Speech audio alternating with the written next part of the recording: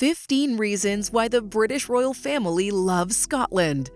Scotland is a land of challenging terrains, heavy downpours, mesmerizing lochs, enchanting trees, and exciting festivals. The British royals are huge fans of Scotland. For a family that has access to several countries, why are they so fascinated with the country of breathtaking highlands, rolling lowlands, and numerous water bodies? Keep watching to discover 15 reasons the British royal family loves Scotland. Number 1. Balmoral Estate. Balmoral Castle, located in Aberdeenshire, has been a private property of the royal family since 1852. Prince Albert bought it as a gift for his beloved wife, Queen Victoria, who loved the Scottish terrain. The initial building on the estate was pulled down and rebuilt into the current structure. 4 years after its purchase, the estate of 5,000 acres had a new building on its grounds, and with time, about 150 extra buildings would be added. The castle's been in the royal family for over a century, and it's featured laughter, tears, marriages, and the birth and death of several royal children. Queen Elizabeth II enjoyed her childhood summers on the splendid estate and grew up with fond memories of Balmoral, like her wedding proposal and honeymoon. The castle was also the family's vacation home. Here they could relax and pretend to be just a normal family. As the years went by, the Queen's children left the nest, but returned with their children during the summer. The weeks spent at Balmoral consisted of idyllic picnics, family-made dinners, and all-around fun. According to Queen Elizabeth's cousin, Margaret Rhodes, Balmoral Castle signified a life of picnics and paddling around. Like old homes, Balmoral Castle was also a symbol of solace to the royals. Prince William and Prince Harry were at the castle when they were informed of their mother's death.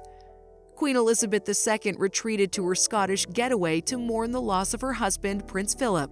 Unfortunately, the royal family experienced another sad moment on September 8, 2022, when Queen Elizabeth II took her final breath in Balmoral Castle. Number 2. Ancestry. English royals can trace their roots from Germany to Scotland and everything in between. In 1503, the Scottish king, James IV, married Margaret Tudor, the daughter of England's King Henry VII.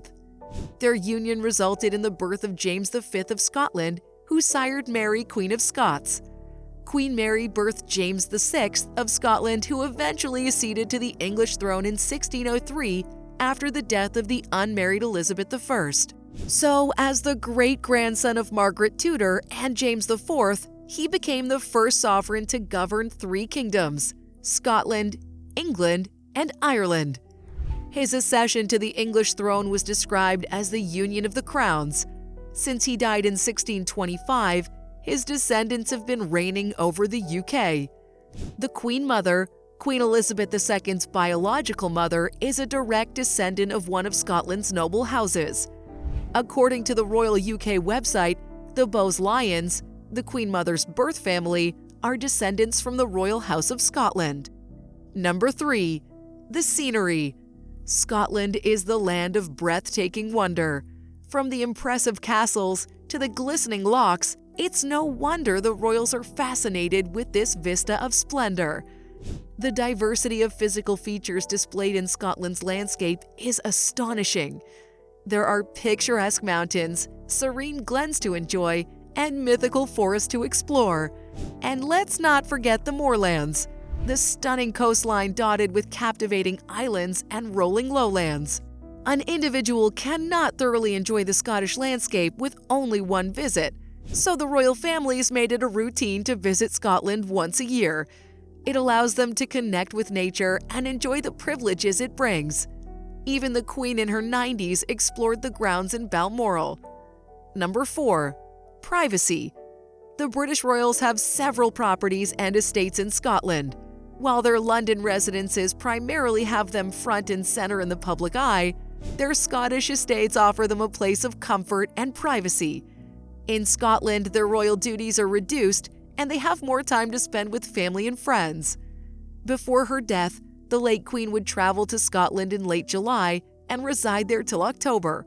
She often spent her time reading diplomatic letters, attending a few official engagements, and offering her family an opportunity to behave like an average family. As children, the highlight for Queen Elizabeth and her sister Princess Margaret was the summers they spent in Scotland. There, they could pretend to be a normal family with no cares in the world. A member of the royal family once commented that a person could walk for ages and not meet anyone. How blissful that prospect would be for a family who lives most of their lives in the public eye. Number 5. Sporty Royals. Apart from the enchanting Scottish landscape, the country also offers another form of entertainment. The Highland Games are one of the outdoor events the Royals rarely, if ever, miss. It's a competitive game organized by the Balmoral Royal Society and features Scottish activities like piping, drumming, dancing, throwing heavy objects, tug-of-war, and other heavy athletics, designed to promote strength, agility, and skill. In regards to personal outdoor activities, their estates offer them a large ground to hunt and go on long treks. Since they could be considered locals, a hike in the woods or to one of the secluded and tourist-free mountains would not be out of place. The lochs and water bodies close by are also convenient fishing locations for them. With the freedom Scotland offers them, the Royals are free to express themselves without restraint and enjoy the absence of time. Unlike the City of London, where natural outdoor activities are a bit restricted, Scotland gives the royal family a chance to enjoy country life and natural outdoor activities. Number 6. The Royal Tartans. Did you know that the English have 2 Royal Tartans? You're likely familiar with the Queen's favorite tartan, the Balmoral tartan. However, the most popular Royal Tartan is the Royal Stuart tartan. The Royal Stuart tartan dates back to the 1800s, and its designer is not known. It originated from the Stuart clan, who held a position in Scotland's monarchy. Records state that King George IV wore the tartan when he toured Scotland, and Queen Victoria was the one who officially adopted it as the royal family's tartan. Ideally, this means that no one's allowed to wear it without the express permission of the ruling monarch. However, many individuals wear different variants of it. Due to its popularity and beautiful design, it became a fashion statement. In subsequent years, Queen Elizabeth II's grandfather, King George V, would make the Balmoral tartan exclusive to the royal family. The Royal Stuart tartan could not be made exclusive to the royals because of its popularity among non-Scots. So non-royals must get permission from the reigning monarch before they can purchase or use the Balmoral tartan. Queen Elizabeth II wore it on her last official meeting with the newly appointed Prime Minister of the UK. King Charles III also wore the Balmoral tartan while attending some functions when he was in Scotland. Number 7. HMY Britannia. Viewers of The Crown on Netflix might be familiar with this sailing palace. HMY, Her Majesty's Yacht Britannia, was built at Clydesbank, Scotland by John Brown & Co. The yacht was commissioned in the hopes it would help improve King George VI's ailing health. Unfortunately, 2 days after its commission, the king died. In April 1953, the Britannia was completed, and the Queen was present for its naming. It served the royal family for 44 years and sailed over 1 million miles. The Britannia was used for diplomatic visits to other countries, and the Queen also entertained guests on board during those diplomatic tours. The royal family also used the yacht as a vacation home. 4 royal couples had their honeymoon on the vessel on different occasions, from Princess Margaret's honeymoon in 1960 to Prince Andrew the Duke of York's honeymoon in 1986. The whole family also used the yacht for their annual vacation to Scotland. They would visit the Queen Mother at the Castle of May and continue their journey to Aberdeen, where they would park the yacht. Before its construction, the royals used naval vessels for their tours. So aside from the royal living quarters, the boat also contained a hospital, laundry, and a makeshift helicopter pad. Thanks to the hospital on board, the yacht was a more functional vessel. It even went on a rescue mission to South Yemen to help evacuate European citizens in 1986. The Britannia was the last royal yacht to be used. Over the centuries, the royal family has commissioned 83 royal vessels, but only 2 vessels could sail on diplomatic tours: the steamship SS Ophir of 1901 and Britannia.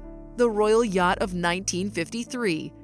Unfortunately, the Britannia was decommissioned at a ceremony in Portsmouth, England in 1997, but its final resting place is the port of Leith in Scotland.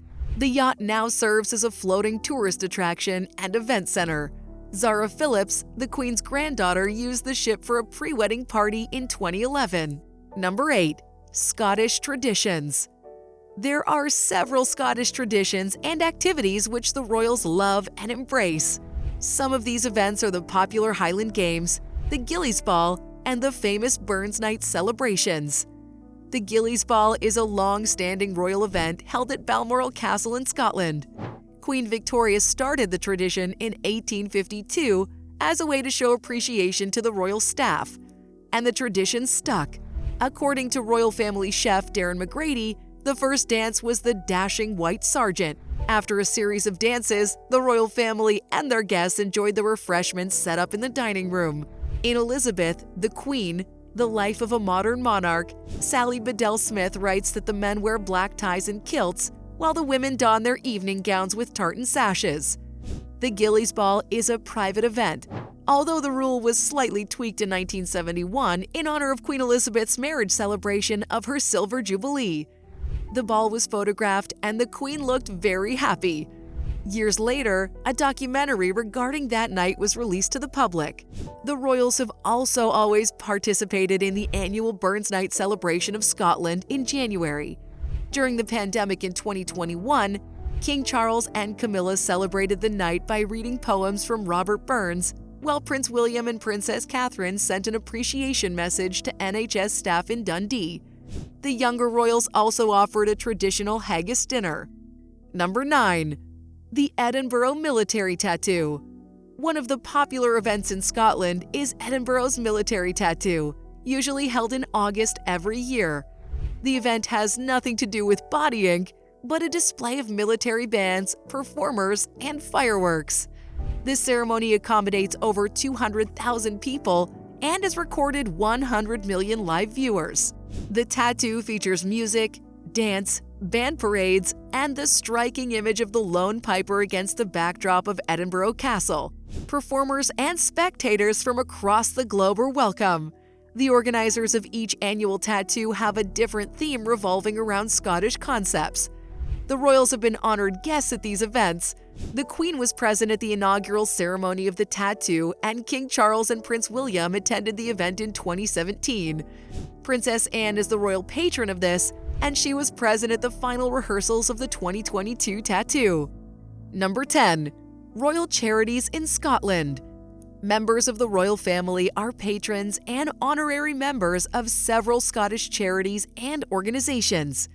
Some of these charities include Dance Base, Finding Your Feet, Edinburgh International Festival, Enable, Friends of T.S. Queen Mary, The Peak, Glasgow School of Art, Gordonston School, and other numerous organizations that enjoy the support of the royal family. According to royal.uk, having a royal patron provides publicity for the works of these organizations and allows the recognition of their contribution to society. The royals were very dedicated to their charities and organizations. Even during the pandemic, the Duke of Cambridge didn't shirk his duties. His visit to Scotland was cancelled due to the pandemic. However, that did not deter him from virtually meeting with heads of the organizations. He launched the National Emergencies Trust COVID-19 appeal during the first quarter of 2020, which funded over 1,000 charities in the UK. Number 11. Peerage Titles. As the royal house of the UK, the Windsors hold several titles which may not necessarily originate from England. Before his death, Prince Philip was the Duke of Edinburgh, but when he died, the title automatically went to his first son, King Charles. So before he became king, King Charles III was formally styled in Scotland as the Duke of Edinburgh and the Duke of Rothesay. Now his heir apparent, Prince William, inherited the Duke of Rothesay title, while Prince Edward was recently announced the Duke of Edinburgh after Charles became king. Prince William's also recognized in Scotland as the Earl of Carrick, Baron of Renfrew, Lord of the Isles, the Prince, and the Great Steward of Scotland.